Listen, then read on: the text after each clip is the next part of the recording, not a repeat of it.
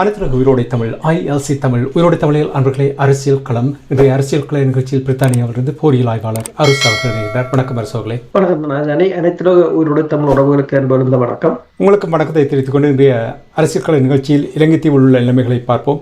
குறிப்பாக புதன்கிழமை UN ஒரு அறிக்கையை விடுத்திருந்தது. பாலியல் வன்முறவு தொடர்பாக இலங்கை தீவில் அனைத்துலக சட்டத்தை மீறுவதாக செய்திகள் ஒன்றை பார்த்திருந்தேன். இது தொடர்பாக நீங்கள் என்ன அறிந்தீர்கள் என்று கூறுவீர்களா? உண்மைதான். அதாவது ஐக்கிய நாடுகள் சபையும் அது இந்த மனித உரிமைகள் ஆணைக்குழுவும் இணைந்து ஒரு நாங்கள் எல்லாவற்றையும் இழந்து விட்டோம், நீதி பெறும் நம்பிக்கையையும் கூட, இதுதான் அது தலையங்கம். இலங்கையில் மோதலுடன் தொடர்புடைய பாலியல் வன்முறைக்கான பொறுப்பு கூறல் என்ற தலைப்பில கிட்டத்தட்ட 40 பக்க அறிக்கை ஒன்றை அவர்கள் வெளியிட்டிருக்கிறார்கள். ஏன் இப்ப வந்தது என்ற ஒரு கேள்வி இருக்கலாம். இந்த குறிப்பு மனித உரிமைகள் உயர் ஆணையர் அலுவலகம், அதாவது OHCHR மற்றும் பிற ஐக்கிய நாடுகள் சபை UN அமைப்புகளும் கடந்த 10 வருடங்களாக நடத்திய விசாரணைகள் மற்றும் அறிக்கைகளை அடிப்படையாக கொண்டு உருவாக்கப்பட்டுள்ளது. மோதல்களின் போது இடம்பெற்ற பாலியல் வன்முறைகள் பரவலானதும் திட்டமிடப்பட்டதமாக இருந்தமையினால் பொறுப்பு கூறலை உறுதி செய்வதில் அரசின் தொடர்ச்சியான தோல்விகளையும் பதிவு செய்திருக்கிறார்கள். அப்ப அவர்களே வெளிப்படையாக சொல்கிறார்கள், இலங்கை அரசுகள் தோல்வியடைந்ததாக.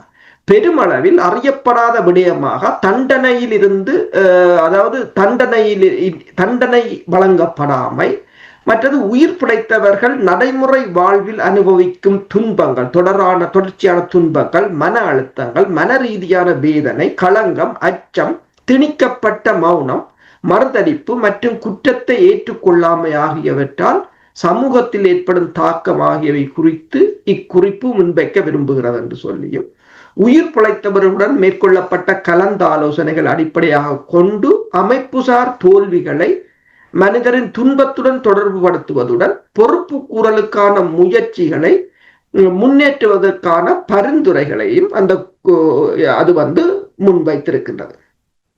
இதுதான் அது முன்னைய சாராம்சம். அதுக்கு பிறகு இப்ப நீங்கள் பார்க்கலாம், அதுல தமிழும் இருக்குது, டவுன்லோட் பண்ணி அதை பார்க்கலாம். கிட்டத்தட்ட 40 பக்கம். அதுல தோல்வி என்று அவங்க சொல்றது ஐக்கிய நாடுகள் சபையின் தோல்வி, இலங்கை அரசாங்கத்தின் தோல்வி, அது மட்டுமில்ல தமிழர்களின் தமிழ் அமைப்புகளின் தோல்வி, தமிழ் அரசியல்வாதிகளின் தோல்வி, எல்லாற்ற ஒட்டுமொத்த தோல்வியையும் தான் அவர்கள் போட்டிருக்கிறார்கள். உடனடியாக இந்த அறிக்கையை நாங்கள் கொண்டு வந்து விட்டோம் என்று உரிமை கூற தேவையில்லை யாராவது. ஏனென்று சொன்னால் உங்கள் தோல்விகளைத்தான் அதில் போட்டிருக்கிறார்கள். அவங்கள் 10 வருடமாக எடுத்தது அவர்கள் சில சமயங்களில் தங்கள் நலனுக்காக எடுத்திருக்கலாம். ஏனென்று சொன்னால் இந்த அறிக்கை வந்த கையோட வாஷிங்டனை தளமாக கொண்ட அனைத்துலக மனித உரிமைகள் கண்காணிப்பகம் உடனடியாகவே அதன் தென்னாசிய பிராந்தியத்துக்கான பொறுப்பாளர் மீனாட்சி காங்குலி உடனடியாகவே இது தொடர்பாக காட்டமான அறிக்கை ஒன்றை வெளியிட்டிருக்கிறார்கள். அந்த UN குறிப்பிடப்பட்ட பரிந்துரைகளை இலங்கை அரசு நடைமுறைப்படுத்த வேண்டும், அனைத்துலக சமூகம் அதற்கான ஏது நிலைகளை ஏற்படுத்த வேண்டும். இப்ப சர்வதேச சமூகத்துக்கு அவர்கள் என்ன கூறுகிறார்கள் என்று சொன்னால், சர்வதேச சமூகம் சர்வதேச நீதியும் சட்ட ரீதியான பொறுப்பு கூறலையும் அவர்கள் செய்ய வேண்டும் என்று சொல்லியும், இந்த மோதல் அவர்கள் என்னத்தை குறுக்க பாலியல் வன்முறைகளை தொடர்பாக எதை அங்கு சொல்கிறார்கள் என்று சொன்னால், இந்த போரில் போது இலங்கை அரசாங்கம், இலங்கை படையினர் மேற்கொண்டதைத்தான் அவர்கள் மையமாக சொல்லி இருக்கிறார்கள். இதுல சர்வதேச சமூகமானது ஒருங்கிணைந்து பயனுள்ளதான சர்வதேச நீதி முயற்சிகள் செயல்படுவதை உறுதி செய்ய வேண்டும் என்றது சர்வதேச சமூகத்துக்கு அவர்கள் கொடுத்திருக்கின்ற ஒரு பரிந்துரை.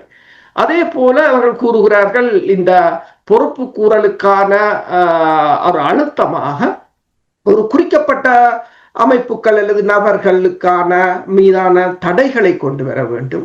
இலங்கை அரசுக்கு அழுத்தங்களை கொடுத்து இதனை விசாரிப்பதற்கும் குற்றவாளிகளை தண்டிப்பதற்குமான ஏது நிலைகளை ஏற்படுத்த வேண்டும்.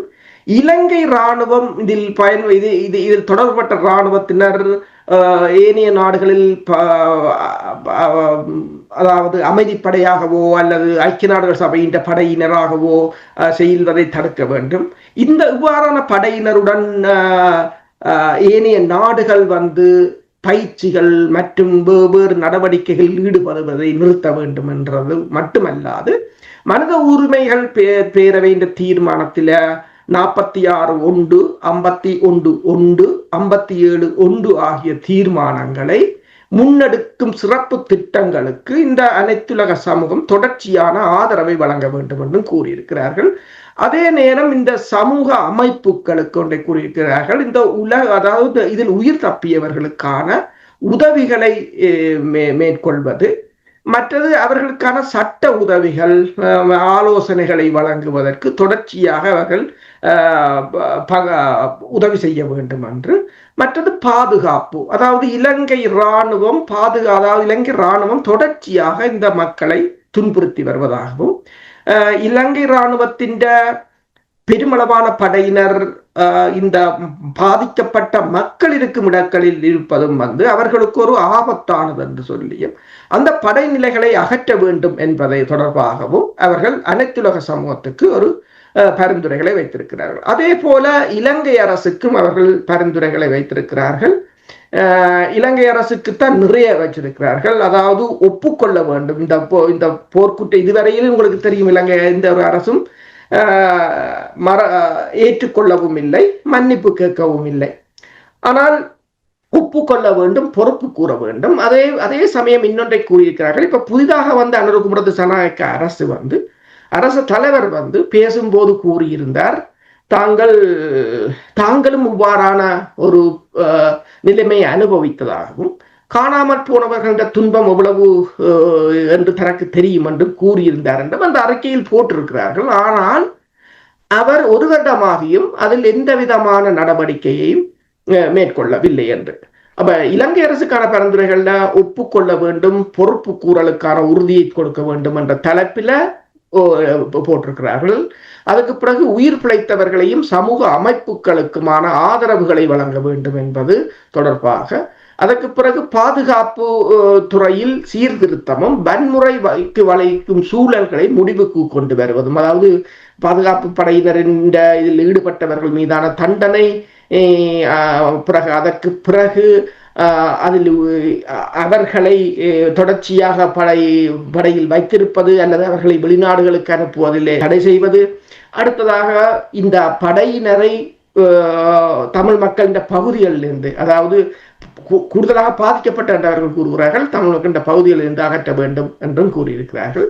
மற்ற சட்டமற்ற நிறுவனங்கள் கட்டமைப்புகளை, அதாவது அங்கிருக்கின்ற எந்த ஒரு ஆணைக்குழுக்களும் ஒரு வினைத்துறனுடன் செயற்படுவதாக இல்லை. எனவே அந்த ஆணைக்குழுக்களுக்கான சட்டங்கள் கடுமையாக்கப்பட வேண்டும் என்று கூறப்பட்டிருக்கிறது. மற்றது ஆக்கப்பூர்வமான நீதி, அங்கு இலங்கையில் நீதியை நிலைநாட்டுவது முடியாத காரியமாக இருப்பதாகவும் அது தொடர்பாகவும் பரிந்துரைகளை அவர்கள் வைத்திருக்கிறார்கள். மற்றது உயிர் பிழைத்தவர்கள், சாட்சியங்கள் மற்றும் மனித உரிமை வாதிகளுக்கான பாதுகாப்பு, அவர்களை தொடர்ச்சியாக அச்சுறுத்தப்படுவது போன்றவை. அதாவது சர்வதேச பொறுப்பு கூறல் செயல்முறை, அதாவது சர்வதேசத்தின் பொறுப்பு கூறலை இவர்கள் ஏற்றுக்கொள்ள வேண்டும் என்ற கருத்தையும் அவர்கள் முன்வைத்திருக்கிறார்கள். நான் ஒரு சுருக்கமாக இதை கூறியிருக்கின்றேன். ஐக்கிய நாடுகள் சபையின் மனித உரிமைகள் ஆணைக்குழுவின் இணையதளத்தில் போனால் இதை நீங்கள் டவுன்லோட் செய்யலாம், அதை படிக்கலாம், பார்க்கலாம். மேற்கொண்டு என்ன செய்ய வேண்டும் என்றதை தமிழ் இனத்துக்காக செயற்பாடுகிறோம், போராடுகிறோம் என்று சொல்பவர்கள் இவ்வாறான இதுகளை படிக்கலாம் என்று நான் சொல்லுகிறேன். இனி நீங்கள் மனித உரிமைகள் கண்காணிப்பகம் தொடர்பாக நீங்கள் கூறும்பொழுது அவர்கள் என்ன விடயத்தை வலியுறுத்தி இருக்கிறார்கள்? அவர்களை பொறுத்தவரையில் அதில் உங்களுக்கு தெரியும், தென்னாசிய பிராந்தியத்துக்கான பணிப்பாளர் மீனாட்சி ஹங்குலி அவர்கள் தான் அந்த அறிக்கையை வெளியிட்டிருக்கின்றார். அவரும் அதாவது இலங்கையின் உள்நாட்டு போருடன் தொடர்புடைய பாலியல் வன்முறை பற்றிய ஐக்கிய நாடுகள் சபையின் புதிய அறிக்கை இலங்கை சர்வதேச சட்டத்தின் கீழ் நடந்த குற்றங்களுக்கான பொறுப்பு கூறலுக்கான போராட்டத்தில் மற்றொரு படியாகும் என்று சொல்லியும், ஆனால் இந்த அதாவது ஜனவரி 13 வெளியிடப்பட்ட இந்த ஐநாவின் அறிக்கை என்பது அதில் வேண்டுமென்றே பரவலான மற்றும் முறையான மீறல்களின் ஒரு பகுதி, அதாவது திட்டமிட்டு மேற்கொள்ளப்பட்ட மீறலைத்தான் அதில் கொண்டு வந்திருக்கிறது. போர்க்குற்றங்கள் மற்றும் மனித குலத்துக்கு எதிரான குற்றங்கள் என்றும் அதில் சொல்லப்பட்டிருக்கின்றது. அதில் ஆண் பெண் இருதரப்பினரும் பாதிக்கப்பட்டிருப்பதாக கூறப்படுகிறது. ஆனால் அரசாங்கம் தப்பி பிழைத்தவர்களுக்கான இதுவரையில் எந்த நீதியும் வழங்கப்படவில்லை என்று சொல்லியும் அவர்களும் இந்த அனைத்துலக சமூகத்திடம் கேட்டிருக்கிறார்கள். அதாவது அவர்கள் ஒன்றை கூறியிருக்கிறார்கள். அனுரகுமார திசாநாயக்காவின் தற்போதைய அரசாங்கம் 2024 பதவிக்கு வந்த போது நீதியை வழங்குவதாக உறுதியளித்தது. ஆனால் எந்த வெளிப்படையான முன்னேற்றத்தையும் அவர்கள் அடையவில்லை. அதே நேரத்தில் பாதிக்கப்பட்டவர்களும்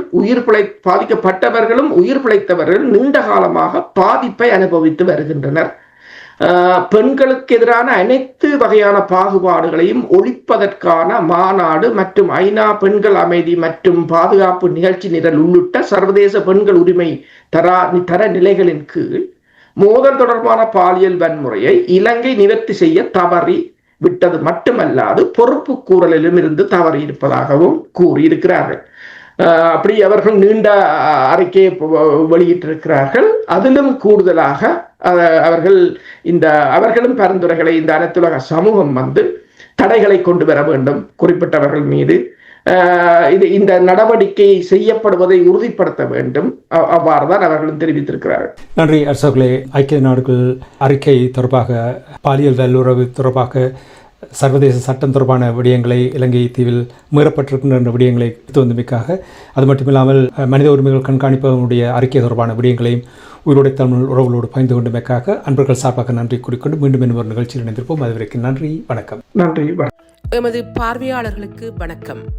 மக்களின் குரலாய் ஓங்கி ஒலிக்கும் இலக்கு மின்னிதழ் மற்றும் உயிரோடை தமிழ் வானொலி ஆகிய இவ்விரு ஊடகங்களும் உங்களைப் போன்ற எமது நேயர்கள், நண்பர்களின் ஆதரவிலேயே இயங்கி வருகின்றன. மிக குறைந்த வளங்களுடன் பல இடர்கள் மற்றும் தடைகளை தாண்டி பயணிக்கும் எமது ஊடகங்களின் பணிகள் மேலும் வளர உங்களால் முடிந்த நிதியுதவியை வழங்கி இன்னும் காத்திரமான செயற்பாடுகளை முன்னெடுக்க உதவுமாறு மிகவும் பணிவன்புடன் வேண்டி நிற்கின்றோம். உங்கள் பங்களிப்பு உங்களின் உரிமை குரலாய் ஓங்கி ஒலிக்கும். நன்றி.